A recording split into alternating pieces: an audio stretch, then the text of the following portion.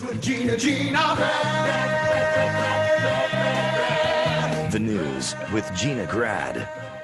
Well, if you can believe it, actually starting off with some non-virus news, big breaking news as we record, Bernie Sanders has decided to drop out of the presidential race. The move clears the way for Joe Biden to take on President Trump. Sanders' path to the Democratic nomination was very narrow following a string of Biden primary victories starting in South Carolina. And here's a clip of Bernie talking to his supporters via YouTube after ending the campaign. Few would deny that over the course of the past 5 years, our movement has won the ideological struggle. In so-called red states and blue states and purple states, a majority of the American people now understand that we must raise the minimum wage to at least $15 an hour, that we must guarantee health care as a right to all of our people, that we must transform our energy system away from fossil fuel, and that higher education must be available to all, regardless of income. It was not long ago that people considered these ideas radical and fringe. Today, they are mainstream ideas, and many of them are already being implemented in cities and states across the country. That is what we have accomplished together. Yeah, well, I feel bad for Larry David, obviously. Our hearts go out to Larry David. The two people I feel worse for is Larry David and Sarah Silverman. Those are the two most upset people I know right now. And it's weird when you're, 78 and you just had a heart condition to go, we'll see you in 4 years. Yeah. Try again. It's insane. Yes. It's what I've noticed is people who aren't necessarily fans of, Bernie or consider themselves Democrats or are just straight up people who are very, very pro-Trump feel really publicly bad for Bernie. That he got kind of a raw deal last time and this time. And everybody, whether you support him or not, feels bad for the terms at which this keeps happening, as some would put it. Yeah. Also, there's some conspiracy theories about Biden not being the guy, about somebody showing up in the 11th hour and being that guy. Well, like the Ultimate Warrior is going to come in all of a sudden. And AKA Andrew Cuomo. What are the machinations, or what's the theory to that? I've heard because he's got a number of delegates that can't lose unless he has like a health issue or something, right? I've heard some Cuomo talks. There's been a lot of, there's always been like the Michelle Obama thing out there.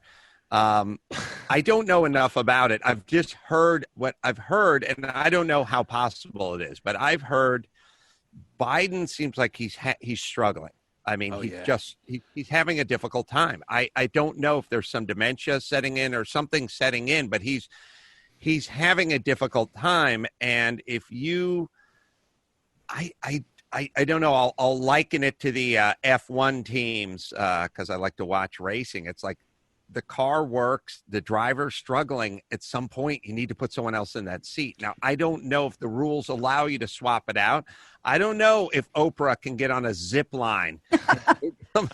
Whoever does it, do it while Biden's having a press conference, and you just come in on a zip line and literally knock him over with your feet and then stand in front of the thing.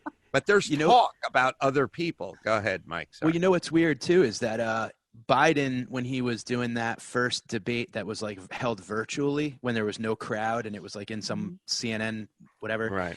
He vowed to have a female vice president. Yes. He goes, which was just very like this before Cuomo turned out to be, everyone's favorite person. Right. So you almost kind of wonder, did he somehow, now is he stuck to that? Like, would people rather he just say, I changed my mind, Cuomo is going to be my running mate or whatever? Because you listen to Biden talk and it's like he's sunglasses away from being Bernie Lomax. I mean, he's struggling, man. These sentences are, and it's just, it's hard. It's what are you talking about, corn pop? I like the guy from New Hampshire, Vermin Supreme. He's the libertarian that wears the boot on his head. You see this guy? You should look him up. Vermin Supreme. He said if he wears a rain boot on his head, and he said that if he wins, we all get a pony, which that's pretty cool. You know, I like psychedelic drugs. I could use a poor man's unicorn. That'd be fun. Well, we'll see. And I don't know. When you hear people going, Cuomo's going to step in, I don't know what that means. We're looking at Vernon, the boot on his head. Bill Murray could play him. I don't know that it's possible. I don't know what the math is. I don't know how it works. I don't know if. I don't know. What either. if? I don't think. What if Biden tapped out? What if Joe Biden said, I consulted with a physician. I had a CAT scan. There's issues. I'm having medical issues. Yeah, what happens? He would have to bow out, because I think at this point it's mathematically impossible for anyone to start from zero and beat him. Well, maybe it could be like Scooby-Doo, where Cuomo pulls his Biden mask off, and he's like, "I would have got away with it if it wasn't for you meddling kids." Right. You kind of wonder, is there going to be some closed door meetings? You know, the people going to go, "Hey, look, the Democratic Party, we're worried about this guy. Can we call him in and like have some sort of discussion about what we might do here?" I don't know. Well, and just sort of to an offshoot of what you're saying, he's already committed to a woman. We already know that, they're not enemies. Why don't you just put Hill Dog in there all day? Right. Hillary Biden. Wow, never thought of that. Yeah. That's true. Yeah, but would that lose him? Are there enough people that hate her to the point of? Yes. Yeah, no. That's a tough one. Yeah, I think if she had gone into some form of semi-seclusion after the last election, she would be considered possibly an asset. I think since then, with the book, I feel like her stock has gone down in the eyes of a lot of Americans. Almost his best shot. Yeah, I agree. Back to some hot virus talk. There's a guy named Tony Spell. He's the leader of the Life Tabernacle Church in Baton Rouge, since we were just talking about Louisiana. He tells TMZ he thinks true Christians don't mind dying from coronavirus. And according to TMZ, Spell's been defiant of Louisiana's shelter-at-home order. He opened his church last week for Palm Sunday, where 1,000 members attended. He had previously been arrested and charged for violating the state mandate. I have a clip of Spell being interviewed about the potential harm he's causing, and here's what he has to say. You're saying that you think that your parishioners would prefer to come to the service and potentially get coronavirus and die than not come to the service and be fine. People that can prefer disgrace to danger are headed for a master and deserve one. People that prefer tyranny over freedom do not deserve freedom. People have been locked in their homes for 23 days now, like prisoners. The only vent that they have to their emotion is coming to the house of God and worshiping, like free people. Why can't they just do it on Zoom or something? Why can't they do it like we're doing it now, just on Face? That still works. God's everywhere. It does not work. If it worked, then why did America spend billions and billions of dollars on churches? But then hypothetically, in 1 month's time, if one of your parishioners has died of coronavirus, what do you have to say to their family who's watching it right now? I have to say that they died like free people. Sadly, even though the person asking the questions from TMZ was not on camera, I recognize everyone's name from TMZ. And their voice. Oh, God, that was the Australian guy who I know you guys know. The guy with the beard and the shaggy hair. I can't remember that guy's name, but I watch it. They do it like the Brady Bunch, where they just have everyone in a block on Zoom. Right. And it's fairly satisfying. Like I had this, so I just had this thing. I was thinking about it, and I was asking Matt. I have told you guys over the last 2 years, I have gone to, the over-under is probably 22 pitch meetings. The pitch meetings, I live in La Cañada, Pasadena area. The pitch meetings have been at Quibi. The pitch meetings have been at Apple. The pitch meetings have been at Fox, FX, all over Century City, Fox Studios, some in Santa Monica. Oftentimes, when I talk to my assistant, Matt, and he says, do you have a pitch with FX? It's at noon tomorrow. I go, yeah, do the ways. How long? It's like an hour and 22 minutes is your drive from your house to get to the pitch meeting. Then you have to get onto the Fox lot. Then you have to find a place to park in, the B parking structure and go up to the lobby. And then once you get in the lobby, check in, get your security credential, then get in the other elevator and go up to the 7th floor, and Marty's assistant will meet you there. Then you sit in the lobby for 20 minutes. Then you go in and you talk for half an hour, and then you go about your day. All in, it's a 3-hour odyssey to have one of these fucking pitch meetings. I have pitched a carpentry show with a bunch of British guys from the British Bake Off show. I pitched a K-Rock the Dock. I pitched a whole shitload of car shows. I have wasted 2 years of my fucking life driving to these fucking West Side and meeting with these nitwits over nothing. No follow-up, no phone calls, nothing. Bupkis has come from it. Zero fucking burger. I have wasted 1 million calories, 1,000 hours of my life, and tons of fuel just getting there over fucking nothing. Zero. And so while we're on this whole lockdown, I talked to a guy who I met at Garrigus' house for his Christmas party. He's like a Discovery guy, and he's got some car show shit going on over there at Discovery. And he said, well, why don't we do like a Zoom meeting? I'll put myself on it. I'll put the one head of VP of whatever, development, whatever. We did a fucking Zoom. Goddamn, I was in a pair of fucking boxer shorts and a wife beater. We did the fucking meeting. The meeting lasted 18 minutes. The next day, I got an email from him going, who do we go to paper the deal? Perfect. So, your time has come. Is there any fucking reason to fucking drive into town anymore? Not anymore. We got apparently, it all Jesus done. doesn't have Zoom. So Yes. that's what we learned was Jesus doesn't have Zoom. I'd rather go to the House of Pancakes than the House of God right now. I'll tell you that, too. Fuck that guy. I agree. And by the way, Jesus has the original Zoom. Like, I figure, like, he has that power. Or God is omnipotent. Like, that's Zoom in a sense. So is there any reason to go to these fucking meetings anymore? I know I'm talking about me and not church, but it's like, here's my idea for a car show. It's easily expressible this way, the same way I'm telling you guys what I did, the same way I told it. The entire thing was no commute, no getting dressed, no waiting in the lobby, none of that like validation talk when you're leaving Century. So you're like, do you guys validate? Who validates here? Oh, and then this whole thing, put the ticket in first, put the ticket, then put the validation ticket in. If you put the validation ticket in first, the skull and crossbones will be on the thing, and it'll be like that movie, that Stallone movie, The Specialist. The car will just blow up right by the ticket booth. Flip over. Yeah, just blow. It's like, it's all done. We did it we did it via Zoom, and the guys want to know, let's paper the deal. Let's get moving forward with this production. I don't get it. Okay. You used to describe yourself as good in the room. That obviously is not the case anymore.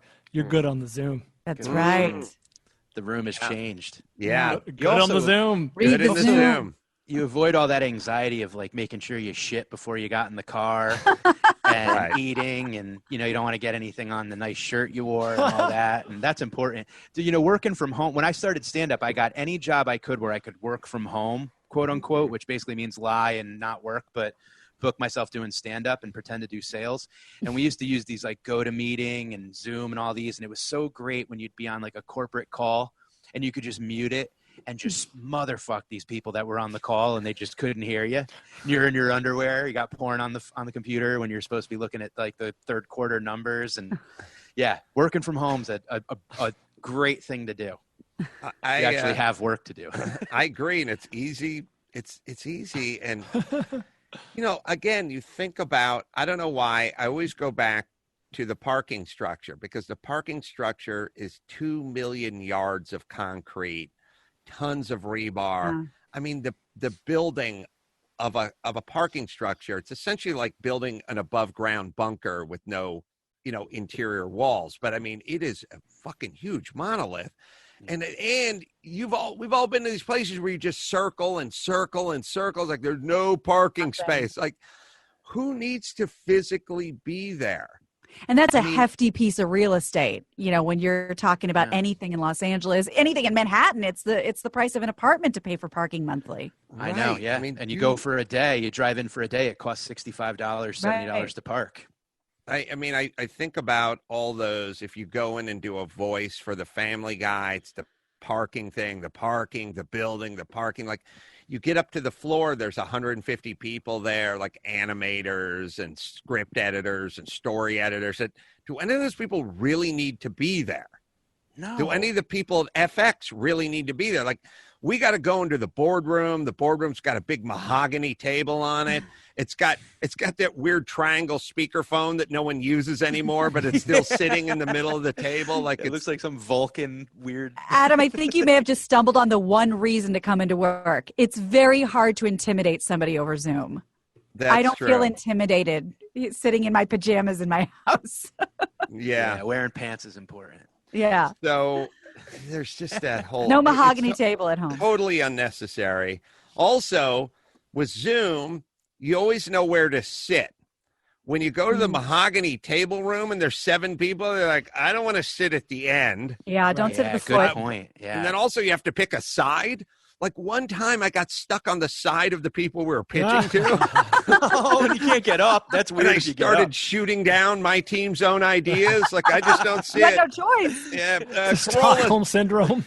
Carolla's good, but he's not we got to pair him with someone who's good on their feet. You know what I mean? He You're drives like, get Kathy in here to go get us sushi. Right. Then everyone leaves and I see him off and I start talking shit about the pitch, Carolla's lost his fastball. That's for goddamn sure. Jesus Christ, it's embarrassing. God, I wish we could get Kimmel. This is so sad. Anyway, yeah, let's order sushi. I'm going to be in my office. I'm going to just go ahead and close the blinds. Kathy, could you come in here, please? Wear something tight. Sit on the lap of the executive who actually resides in the office. All right. Sorry. What else, Good. Gina? Well, speaking of Zoom, I'd be remiss if I didn't talk about Zoom over, because that's what all the Jews are talking about today. Passover began Wednesday night at sundown. Jewish families plan to still celebrate and have their traditional Seder dinner, but many are doing it over Zoom, calling it the Zoom over instead of the Passover Seder.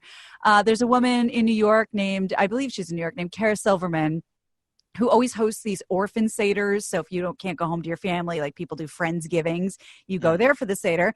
And she's going to do it this year for 50 people virtually on a teleconference. And there, of course, guess who the one group is that won't be included in the Jewish community when it comes to electronics on a holiday? The Romans. The Orthodox.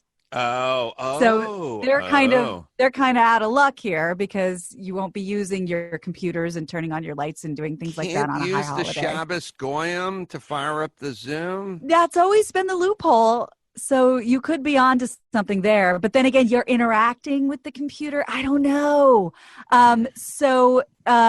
They might have a little problem, but Easter families are doing something similar. A lot of people are going to do a traditional dinner and eat where the computer is right in front of everyone. So it feels like everyone's eating together. It feels very sad.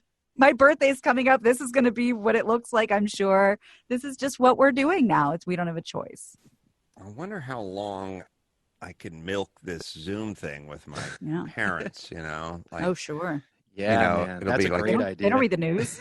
Easter 2027. My mom's like, I got a honey baked ham. Let's not chance it. Can't be too safe. It's not. Hey, she's the one who always feels a cold coming on. I know. You're you pay protecting extra her. for Zoom aroma, so you could just smell the room that the person you're talking to is in. And they the ham smells great, Mom. But son, Get the hell away from the screen. The schools have been open for 6 years. Well, they're taking a chance. Yeah. They're taking a big chance. That's on them. That's a real dice roll. I'm in the hot zone now, age-wise. They said now that they have a lot of towns, little suburban towns, have like the fire trucks and police trucks drive by a kid's house and like pull the siren and say happy birthday. Little birthday parade. What a sad birthday. Yeah. I remember going to Roller Haven and eating hot dogs and roller skating and trying to Yeah. kiss chicks, you know? You get that bouncy house in the front yard. That's a Yeah, birthday. no more of that. Yeah. Concerts are done too. I'm pissed about that. That's Oh my my thing. God. No Can more you concerts. imagine if it all ends today and Mike was only able to see Fish 253 times? Oh, I mean, Fucking travesty. bullshit. Bite your It's tongue. complete bullshit. yeah, I mean, you talk Damn about it. being gypped out of life. Like, wow. You didn't even One see guy, Fish one 300 guy times? eats a bat. One guy eats a bat, and I can't go see Fish anymore. It's complete garbage. Sad. Man, yeah, that is sad. Yeah, the best birthday, the best kids party when I was coming up was somebody rented out a go-kart track. Oh, That that's your was ultimate. the best party That's ever. That's kick ass. Yeah, totally. All right, what else we got, Gina Grad? Well, with all this hot go-kart talk, my mom's pretty bored in Kansas, and she'd been just kind of cleaning and looking through cabinets, and she came across a whole bunch of little Gina pictures, and they were all very funny and very cute, but she found one of my prized possessions, my favorite childhood memory. My dad would take my brother and I to the Malibu Grand Prix. That was our go-kart track, and she found my driver's license to the Malibu Grand Prix. Whoa. There I am, little kid in my Jesus. swimsuit. Because in Kansas, you just wake up and put your swimsuit on in the summer. It doesn't matter where you're going. And I clearly just learned how to write my name in cursive. And that was I would not go anywhere without my Malibu Grand Prix driver's license because there's always a chance we'd end up there. Yeah. Jesus, barely a D cup. Thank A you. long time ago. It was. Buying 6 packs of Heineken with that. Driving around in a go-kart. Yeah, hey Gina, with the prodigious rack, were you the go-to buying beer person? Never. Because we'd always, when we had to buy beer, we'd either find the dude that seemed the oldest in our group, Yeah. and then go with to the a liquor mustache. store with the craziest nationality behind the counter. Because look, you got some blonde 30-year-old dude behind the counter. He's going to make that you're 15. That's right. Right. Indonesian grandpa behind What the does counter. he know? No fucking idea how old Round Eye is. You know what I mean? So That was Yeah. me. you could do. Were you the? Oh yeah, That was me. Oh, That was me balding. in the group. That's right. Because I was balding. Like I looked like I was 30 years old. Yeah, I could grow a beard when I was like 14, so I used to get beers too at the Krausers. That was the store that I used to go to. Adam, I never told this story, but true story. I think I was 19 or 20, and my buddy and I were in. How old do I have to be to gamble in Vegas? Is it 20? It's 21. 21. Right? Okay. 11? Well, it wasn't 18. So we're in Vegas and we're gambling with our fake IDs. We're 20 years old, 19 or 20. Me and my buddy John, and we're playing $10 blackjack or something, $5. And these two drunken idiots come up and they're clearly 18 or whatever they are. And they got remember the bones of liquor, the big bottom and the big top, and you just filled them up with a margarita and you stumbled around Las Vegas. These guys are idiots. They're making noise. And they come up to the table and then throw their money down, and the dealer kind of rolls his eyes. He goes, "Can I see some ID, gentlemen?" And they're kind of like, and they kind of stumble away, right? And no ID, they're underage. And me and my buddy, who were 20 at the time, kind of look at each other, and I said to the guy, "Do you really need to see some ID from us?" And he goes, "No, sir, of course not." Wow, with your fake No, ID. sir. Yeah. It struck me that in the first, let's see, Danny Glover, Mel Brooks cop movie. What was that one? Mel Gibson. Mel Gibson. Lethal sorry. I'd love to see Lethal a Weapon. Danny Yeah, Weapon. I'm all over the road. Too many names. Too long. All right, the first Lethal Weapon, they had a whole scene with Mel Gibson and that super hot blonde, whatever her name was from back in the day. In the farmer's market, there was a weird market. By the way, not too far from your house, Gina Grad. Yeah. Are you sure this wasn't number 2 with Patsy Kensit? Oh, then it must have been number 2 with Patsy Kensit, if that was his love interest. She was the hot blonde in number 2. I don't remember him he was distraught over the death of his wife or something in number 1. I don't think there was a love in it. He had to grieve in one. It must have been 2 then. Yeah, it must have been 2. It took place in like the produce section of this weird little, and and we'll find the name of it. It had a name. It's like Ridley's Market or some version of that. And it was like from the 1920s, kind of weird farmhousey thing they just kept adding on to. And the whole neighborhood around it sort of got popular and started growing around it, but still this little wooden market was just there. And it was on the corner of Laurel Canyon and Riverside. And that's where they filmed the interior of that movie. Anyway, that was our go-to buy beer market where we just sit in the parking lot, and it was always like, wait till a dude in an El Camino pulls up. And when we find that, when that dude pulls up, and any dude in an El Camino, we'll just go up to them and we'll give them $5 and we'll tell them to get us Mickey's Big Mouth, because an El Camino says open for business. Like that says, I'm a dude. I got no problem. By the way, the guy in the El Camino pulled up 6 years earlier. He was standing in the same parking lot looking for another dude in an El Camino. Totally. Yeah, it's got to pay it back.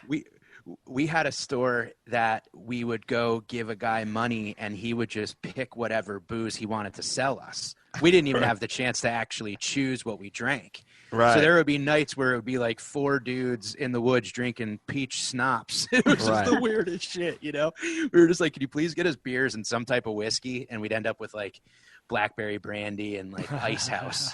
Cooking sherry. Yeah, it's awful shit. I think it was called, it wasn't called, it may have been called Farmer's Market in this weird thing. We'll find it. Max still there? Oh no, it's gone. They got rid of it. It's gone. The only proof it was there was the movie. Me, my buddy Ray, and the El Camino, and then the movie was another thing. But I just had this thought. Here's my old guy esoteric thought of the day. We used to be able to tell a lot from a person by what they pulled up in, right? If you saw a guy in a custom van, that guy was good to buy you booze. If we saw a guy, the old Jaguar, like the 80s Jaguar that was rose colored, that was an old biddy. You didn't want to talk to her. She was square, or an old Cadillac that was powder blue or something. No. But custom van, Baja Bug, like a converted VW that had knobby tires on it, like El Camino with Kragers on it. Like that guy was good to go. And now everyone's pulling up in a fucking Prius, right? Like in a Toyota Camry. Like how the fuck are my kids going to know who's cool and who's going to buy beer for them when everyone's driving the same vehicle? Do we think that the shoulder tap has gone the way of the dodo now with such great printers and everyone can do a fake ID of some sort? Like, I remember yesterday you were talking about confidence. You want to study confidence in people and how they get it. The most confident move I ever saw in college, like we all had fake IDs, right? And like sometimes they worked, sometimes they didn't. And if they didn't work, they're like, no, I'm sorry, I can't take this. You'd kind of slink out of there, embarrassed or whatever. One time, a friend of a friend went to get a 6-pack of beer or whatever it was, and he flashed the fake ID, and the guy's like, no, I can't take this. And instead of slinking out, he raised hell. He goes, is this how you treat your out-of-town guests? Wow. Yeah. I was like, I could never pull that It off. is. It's all about the confidence. I remember going to a place called Toad's Place in New Haven, and it was like a great rock club, and I had a fake ID, and the guy goes, spell your last name backwards. And I go, spell your last name backwards. And he goes, all right, go ahead, you're in. So I think it's all, if I actually tried to do it, that's like, I think sometimes when they pull you over and they go do the alphabet backwards, you go, you're out of your mind. You do it. They'd probably be like, all right, go ahead. Do that anyway.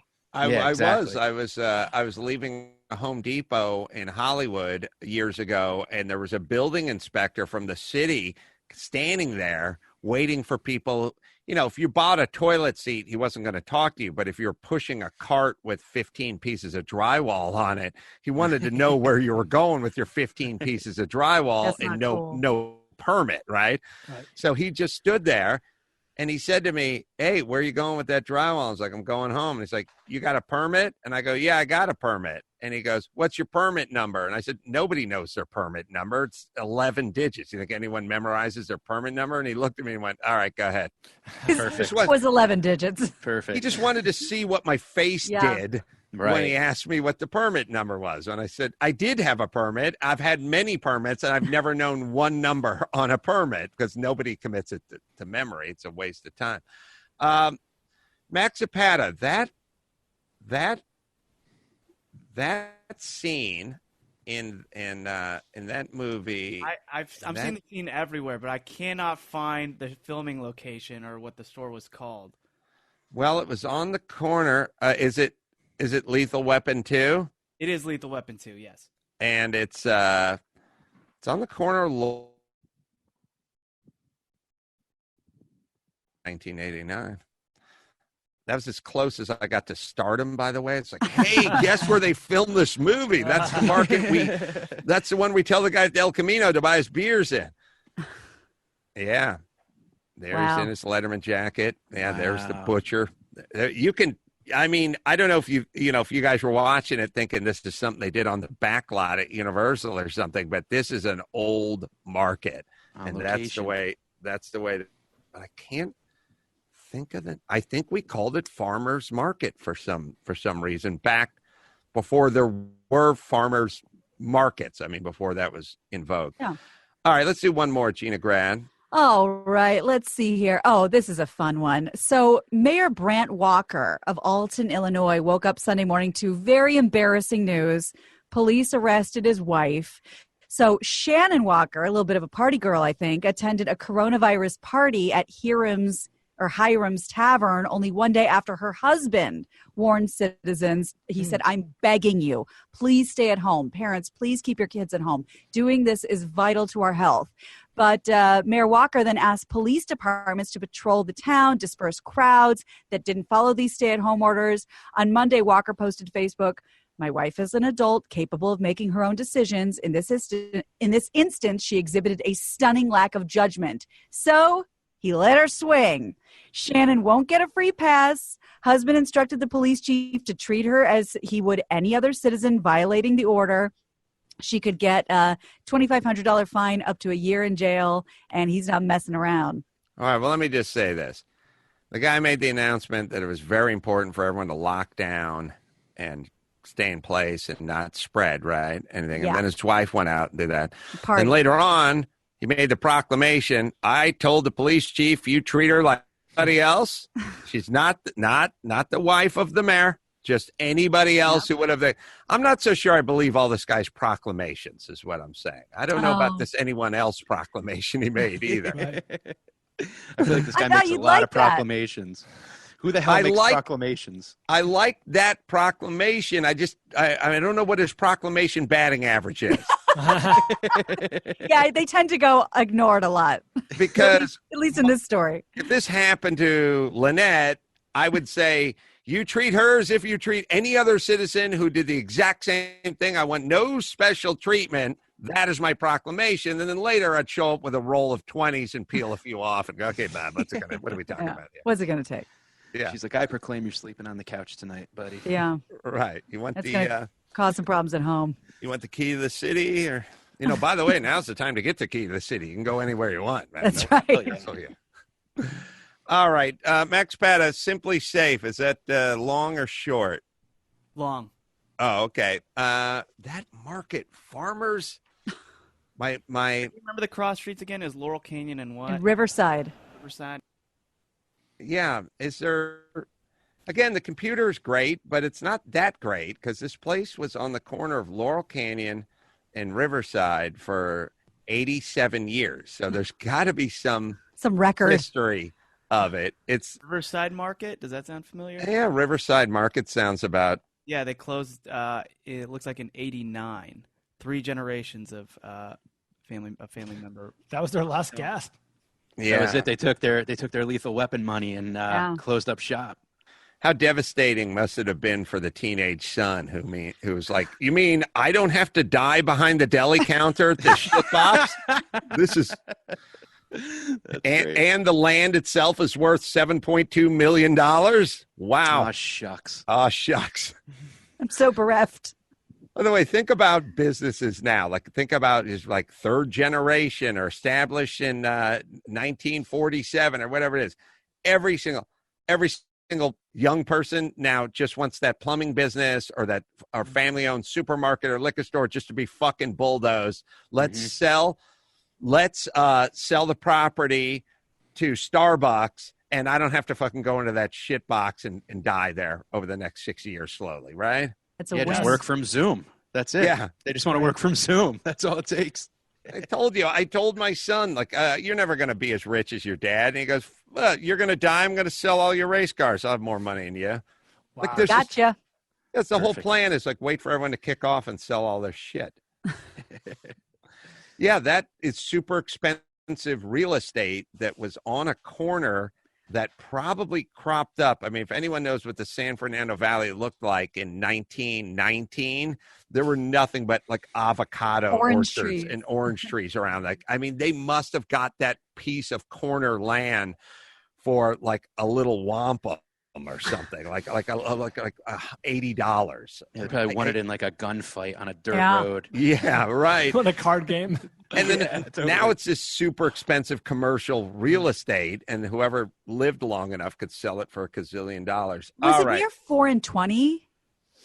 Yeah, 4 and 20. I know exactly where it was. 4 and 20 is the breakfast joint, Yeah. and 4 and 20. So you should know, Gina. 4 and 20 pies is where we would hang out on a Sunday morning. Remember those Sure. breakfasts when you were 19, 20, 21, where it's like you Yeah. tied one on Saturday night, then all your Oh. buddies would meet at 4 and 20. You Back sop it when you up. could fucking order pancakes with every meal and never get Yeah. fat, you know what I mean? Yeah. You go, I'll go with the banana pancakes and Put some fluff on it. put some fluff. Yeah, it sounds like Not a a- John Cougar Mellencamp song we're talking about right now. Put some fluff in between the fucking Johnny Ooh. cakes. Fluff melt. I love it. So, Mike, Impractical Jokers is shut down. Obviously, you can't go to Yeah. the food court at the mall and play a bunch of jokes, I right? know. Yeah, you do anything that we would do on that show, you get punched in the face right now. So. What Yeah. what is the schedule when you get back on it?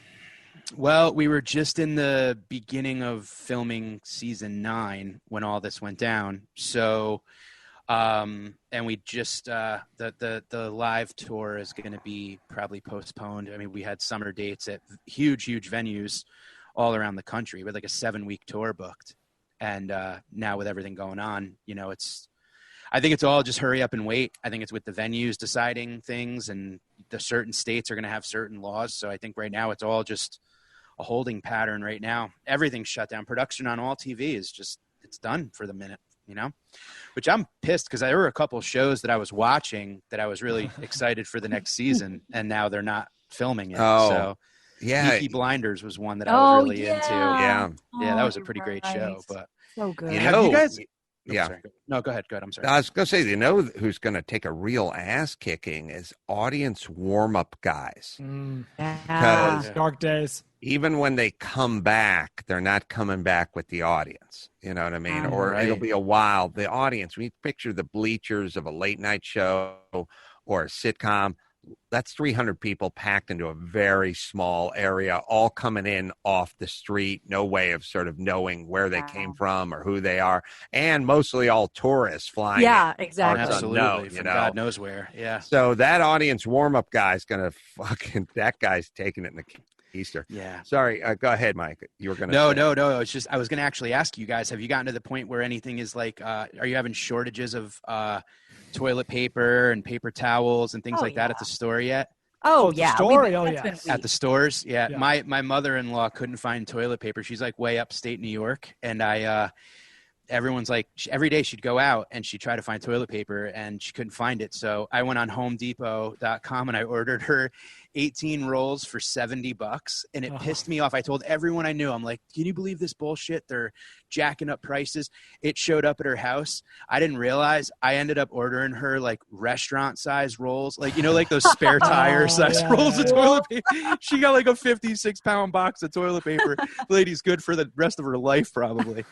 I'll But tell you, it's the residue of this is me having to think about all the older women and hot chicks shitting all the time. It's like You're the real victim. anyone Well, who does knows. it help to at least know that we use it to pee too? Oh yeah, I'll just Yes. pretend That's you're peeing all all we're that doing. time, right? Yeah. Because it's just tough for dudes to think about mothers-in-law and or hot chicks shitting Oh, God, constantly. I know. It's So sorry rough. for you. It's rough. It is hard.